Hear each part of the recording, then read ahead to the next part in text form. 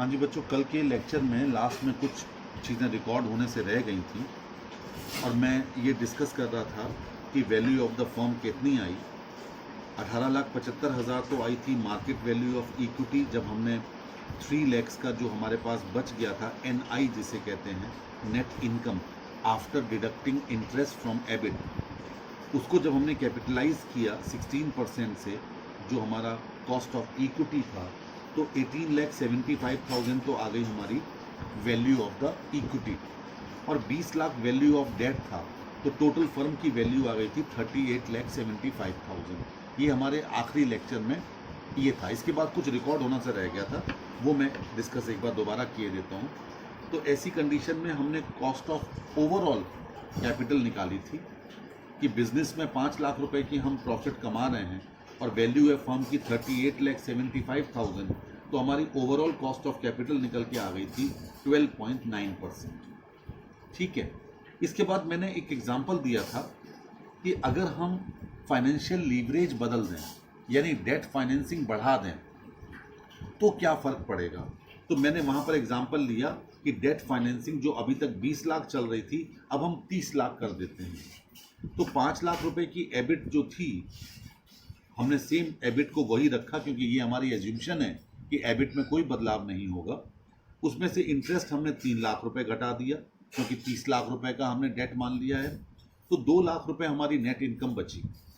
हमने 2 लाख को कैपिटलाइज किया इक्विटी शेयर कैपिटल की कॉस्ट से, तो ये निकल के आ गई 12.5 लाख, और 30 लाख रुपए ये हमारा डेट था, तो टोटल आ गया 42,50,000।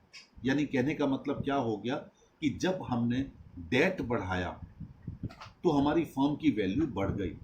फर्म की वैल्यू क्यों बढ़ी? क्योंकि डेट हमें सस्ते रूप में प्राप्त हो रहा था।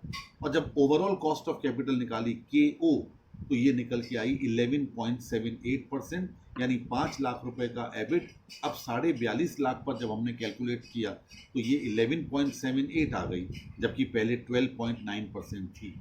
यानी कहने का मतलब ये हो गया कि जैसे जैसे हम cheaper source of finance introduce करते चले जाएंगे, हमारी ओवरऑल कॉस्ट ऑफ कैपिटल कम होगी।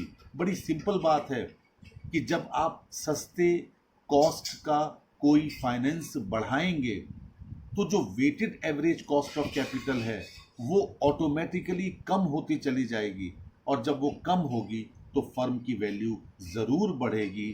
तो डूरंड ने जो ये बात कही थी कि बिजनेस में एक सीधा सीधा रिलेशन है, किसका? कॉस्ट ऑफ कैपिटल का, लीवरेज का, और वैल्यू ऑफ द फर्म का। तो जैसे जैसे हम लीवरेज में डेट का हिस्सा बढ़ाते चले जाते हैं, उससे हमारी weighted average cost of capital, जिसे आप KO के नाम से संबोधित करते हो, ओवरऑल कॉस्ट ऑफ कैपिटल, ये कम हो जाती है और फर्म की वैल्यू ऑटोमेटिकली बढ़ जाती है। ये बात हमेशा ध्यान रखना। ये थी net income approach.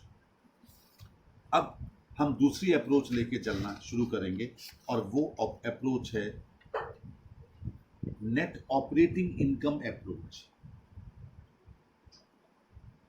Net operating income approach. देखिए, नेट इनकम अप्रोच की कुछ क्रिटिसिज्म हुई, उसके बाद ये अप्रोच पिक्चर में आई, जिसे कहा गया नेट ऑपरेटिंग इनकम अप्रोच। इसमें वो 10 एज्यूम्पशन तो होंगी ही होंगी जो आपको पहले बताई गई थी। इसके साथ साथ कुछ और एज्यूम्पशन भी इस अप्रोच की हैं। क्या? कि KO कांस्टेंट रहेगी। पिछली अप्रोच में KO कम हो रही थी। KO कम कैसे हो रही थी? वो इस तरीके से कम हो रही थी कि जैसे जैसे हमने सस्ते वाला फाइनेंस ज़्यादा बढ़ाते जा रहे हैं, डेट बढ़ता जा रहा है, तो हमारी ओवरऑल कॉस्ट ऑफ कैपिटल कम आती चली जा रही है, क्योंकि इक्विटी शेयर होल्डर्स ज़्यादा हमसे एक्सपेक्टेशन रखते हैं, डेट की एक्सपेक्टेशन कम है, रेट ऑफ इंटरेस्ट कम होता है, और जब आपने ज़्यादा से ज़्यादा डेट अपने बिजनेस में लगाना शुरू कर दिया तो फिर आप अपना पैसा कम लगाएंगे, इससे ओवरऑल कॉस्ट ऑफ कैपिटल कम होती चली जाएगी। लेकिन इस अप्रोच में क्या कहानी है, ज़रा इसको डायग्राम के माफिक हम समझेंगे। डायग्राम मेरे नोट्स में बना हुआ है। इसने कहा कॉस्ट ऑफ डेट तो हमारा हमेशा बराबर रहता है के डी, ये तो एक्स एक्सिस के पैरेलल चलेगा, ठीक है। याद कीजिए कल वाला जो हमने किया था, ये डेट इक्विटी रेशियो है एक्स एक्सिस पर, वाई एक्सिस पर कॉस्ट ऑफ कैपिटल है, तो के डी तो हमारा समानांतर है, पैरेलल है किसके, एक्स एक्सिस के। इसने कहा के ओ भी बराबर रहेगा, ये लीजिए के ओ हमने थोड़ा ऊपर करके किया, के ओ भी बराबर रहेगा। ये बराबर क्यों रहेगा, उसके पीछे उन्होंने एक तर्क दिया इस अप्रोच ने, कि जैसे जैसे आप डेट बढ़ाते चले जाएंगे फर्म में रिस्क बढ़ेगा, और जब रिस्क बढ़ेगा तो इक्विटी शेयर होल्डर्स हमसे ज्यादा एक्सपेक्टेशन करेंगे। आप याद करो एनआई अप्रोच में कॉस्ट ऑफ इक्विटी बराबर रहती है ऐसा एज्यूम्शन थी, लेकिन यहां पर कॉस्ट ऑफ इक्विटी बढ़ती चली जाएगी, के ई बढ़ रही है लगातार, क्योंकि जो हमारे इक्विटी शेयर होल्डर्स होंगे वो कहेंगे भाई साहब आप फर्म में लोन ज्यादा लिए जा रहे हो, फर्म रिस्की होती जा रही है, तो हमें ज्यादा रकम चाहिए। एक्सपेक्टेशन उनकी बढ़ जाएंगी आपसे कि हम more risk so more profit भी होना चाहिए। तो इस अप्रोच की क्या एज्यूम्शन है कि के ओ कांस्टेंट है, ठीक है, और दूसरा कॉस्ट ऑफ डेट कांस्टेंट है, के डी भी कांस्टेंट है। लीजिए हमने यहां पर कांस्टेंट का ही लाइन खींची थी सीधी सीधी। तीसरी एज्यूम्शन क्या है कि जैसे जैसे हम अधिक लेंगे डेट, जो मैंने अभी आपको बताया, वैसे वैसे रिस्क शेयर होल्डर्स का बढ़ेगा, जिसकी वजह से कॉस्ट ऑफ इक्विटी कैपिटल हमेशा बढ़ती जाएगी, इंक्रीजिंग ट्रेंड।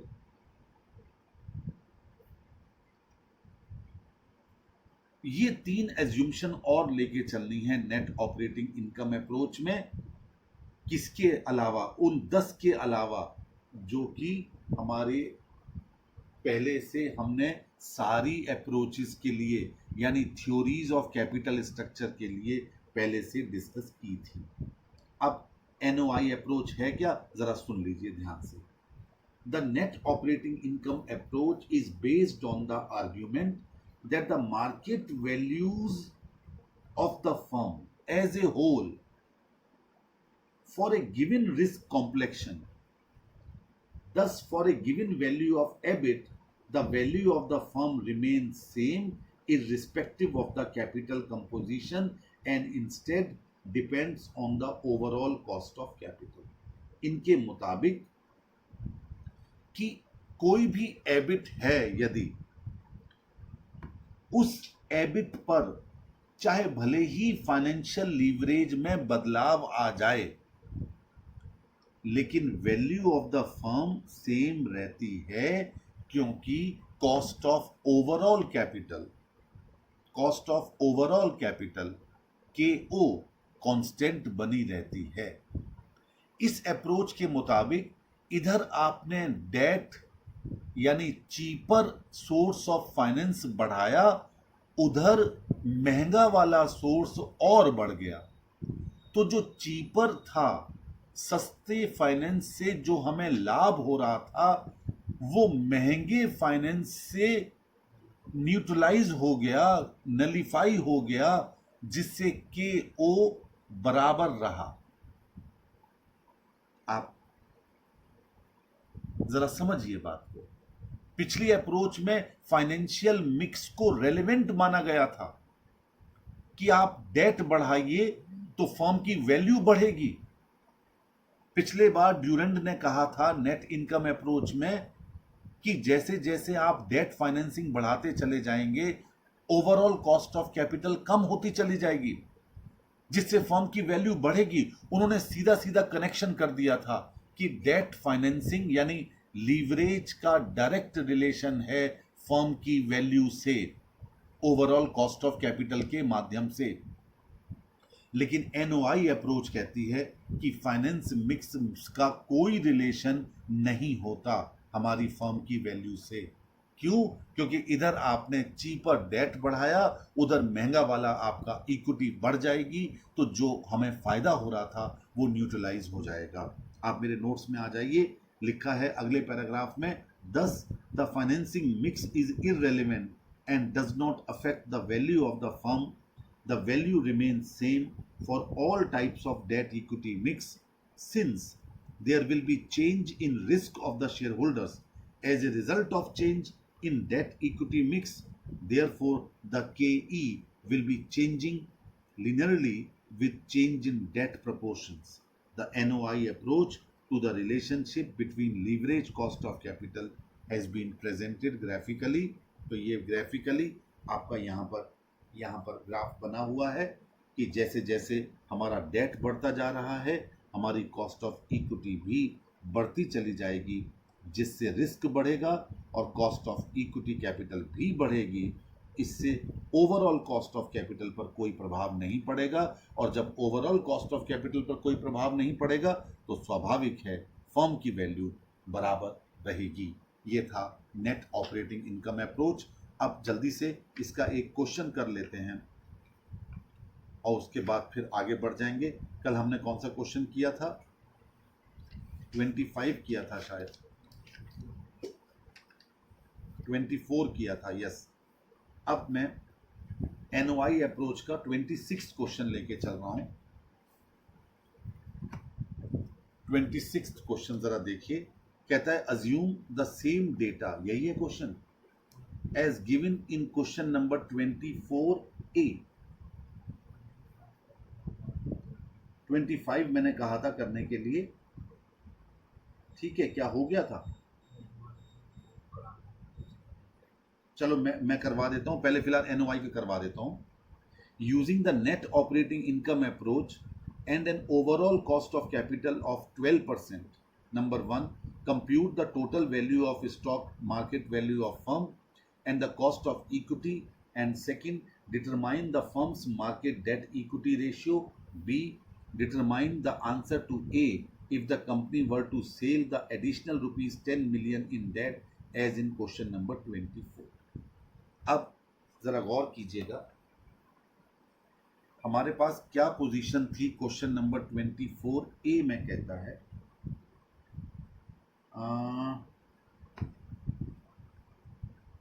24A का 25 होगा, हाँ वो 25 है। 24A मेरी पुरानी बुक में लिखा है, वहां मैंने 24A डाल रखा था, अब यहाँ 25 कर दीजिएगा।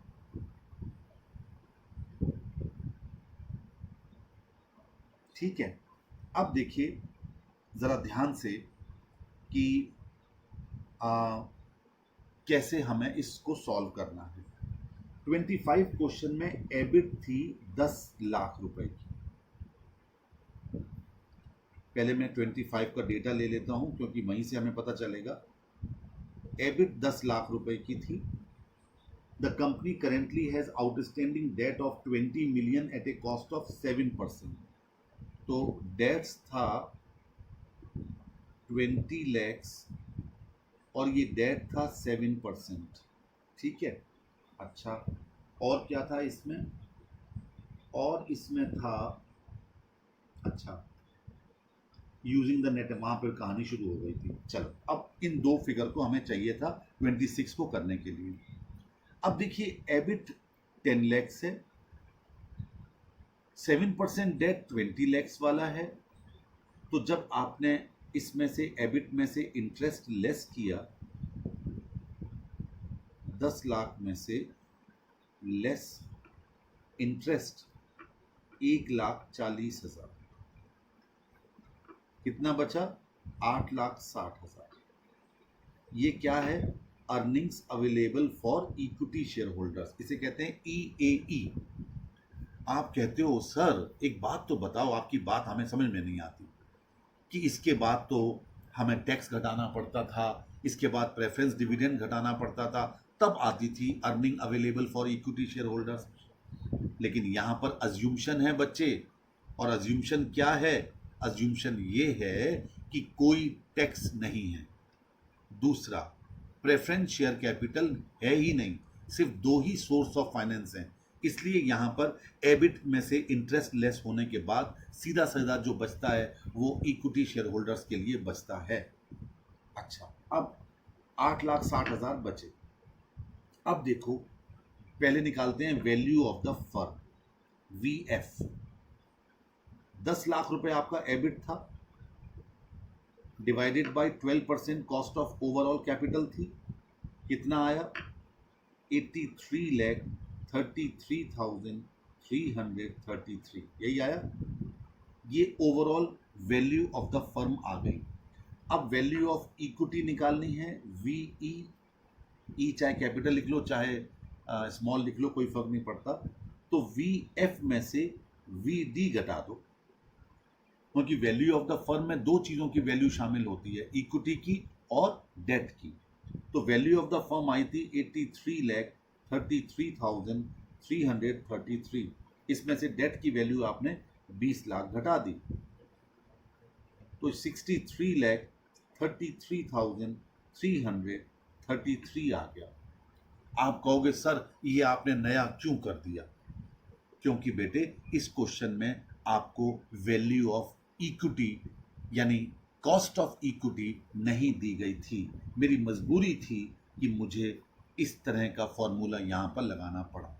अब कॉस्ट ऑफ इक्विटी निकाल सकते हैं आसानी से। हम कैसे निकाल सकते हैं कि उनको बच रहा था 8,60,000, तो 8,60,000 डिवाइडेड बाई 63,33,333 इंटू 100, तो ये निकल के आ गया 13.58%।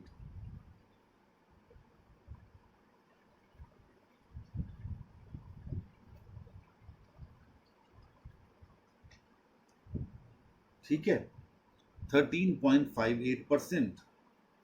अब क्वेश्चन में और क्या पूछा था कि डेट इक्विटी रेशियो क्या होगा, तो डेट इक्विटी रेशियो निकाल लीजिए। 20 लाख रुपए का तो डेट है, डिवाइडेड बाई 63,33,333, ये रेशियो निकल के आ गया। डेट इक्विटी रेशियो अगर परसेंटेज में निकालना है तो ये आ गया 31.58%, यानी जितना हमने इक्विटी लगा रखा है उसका 31.58% हमने क्या लगा रखा है? डेट लगा रखा है। अब उस क्वेश्चन में आगे उसने कहा, बी पार्ट में आ जाइए, कि हम 10 लाख रुपए से अपना डेट बढ़ा रहे हैं, 10 लाख से अपना डेट बढ़ा रहे हैं। नेट ऑपरेटिंग इनकम अप्रोच क्या कहती है कि डेट बढ़ा लो चाहे कुछ भी बढ़ा लो, हमारी फर्म की वैल्यू में कोई प्रभाव नहीं पड़ेगा। तो ये लीजिए बी का 1, वैल्यू ऑफ इक्विटी क्या बची? 83,33,333। ये हमारी नेट ऑपरेटिंग इनकम की क्या है? एज्यूम्शन है कि फर्म की वैल्यू में कोई बदलाव नहीं होगा, माइनस 30 लाख। तो इक्विटी की वैल्यू आ गई 53,33,333। तो कॉस्ट ऑफ इक्विटी क्या हुई? 8,60,000 डिवाइडेड बाई 53,33,333 इंटू 100। दोबारा करो, 8,60,000 में से, सॉरी वो भी तो लेस करो, जो 10 लाख रुपए का हमने नया फाइनेंस किया है, माइनस 10 लाख का 7%, 70,000।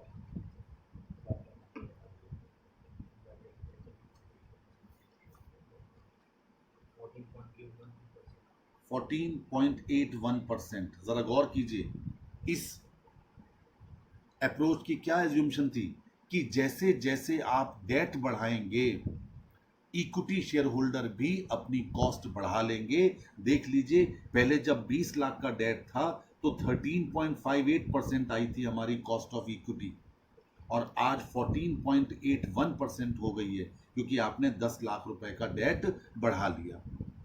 तो इससे क्या हुआ? इससे ये हुआ कि हमारा डेट बढ़ने के बाद जो फायदा होना चाहिए था वो नहीं हो पाया, क्योंकि कॉस्ट ऑफ इक्विटी बढ़ गई, और कॉस्ट ऑफ इक्विटी बढ़ने से वैल्यू ऑफ द फर्म वही रही, बराबर रही। अब यहाँ डेट इक्विटी मिक्स कहा गया था, तो V D divided by V E, ये होता है डेट इक्विटी रेशियो का, यानी 30 लैक्स डिवाइडेड बाई 53,33,333 कितना आया? 56.25%। पहले 31.58 था हमारा डेट, और अब आधे से भी अधिक हो गया, 56.25%। यानी नेट ऑपरेटिंग इनकम अप्रोच ने ये बोला कि आप डेट भले ही बढ़ा लो, लेकिन वैल्यू ऑफ द फर्म नहीं बढ़ेगी। ये इस अप्रोच की थ्योरी थी। अब क्वेश्चन नंबर 27, 28 थोड़ा देखिएगा, अपनी तरफ से थोड़ा चलेंगे ना तो आपको ज़्यादा समझ में आएगा। ठीक है, ये एक बार ज़रूर चेक कर लीजिएगा, अगर आप कर सकें तो कर लीजिए, नहीं तो मैं करवा दूंगा।